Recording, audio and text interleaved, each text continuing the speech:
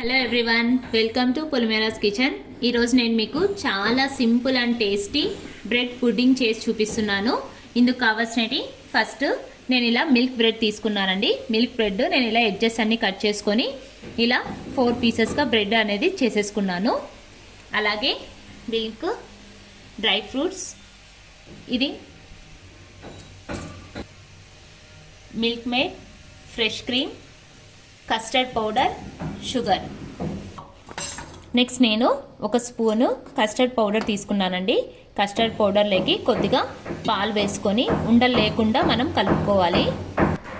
Next ఇలా మరుగుతున్న పాలల్లో మనం కస్టర్డ్ అనేది ఇలా ఉండలు లేకుండా కలుపుకున్నాం కదా, ఈ కస్టర్డ్ అనేది యాడ్ చేసేసుకోవాలి.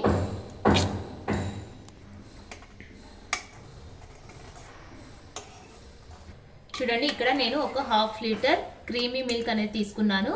సో మనం కస్టర్డ్ యాడ్ చేశాక కొద్దిగా వేడి అవ్వనివ్వాలి. నెక్స్ట్ ఇందులోకి నేను జస్ట్ కొద్దిగా షుగర్ యాడ్ చేస్తున్నాను, ఎందుకంటే ఆల్రెడీ మిల్క్ మేడ్ నేను యూజ్ చేస్తున్నాను. So 2 table spoon sugar add చేశాను.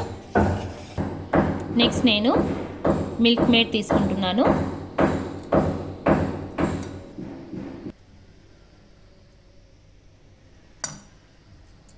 కూడా తీసుకుంటున్నాను.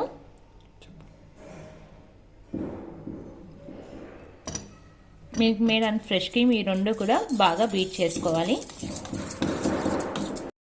చూడండి, మనకు ఇలా కస్టర్డ్ అంతా కూడా ఇలా చిక్కగా ఈ కన్సిస్టెన్సీలోకి చల్లారిన తర్వాత ఈ కన్సిస్టెన్సీలోకి రావాలి.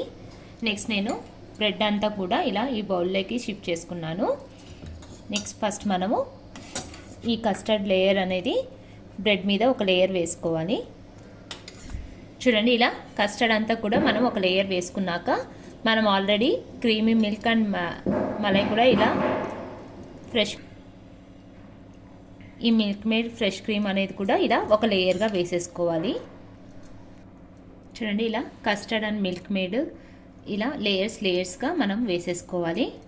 ఇలా మొత్తం అన్నీ వేసుకున్నాక మనకి కావాల్సిన డ్రై ఫ్రూట్స్ అన్నీ కూడా ఇలా వేసేసుకోవాలి.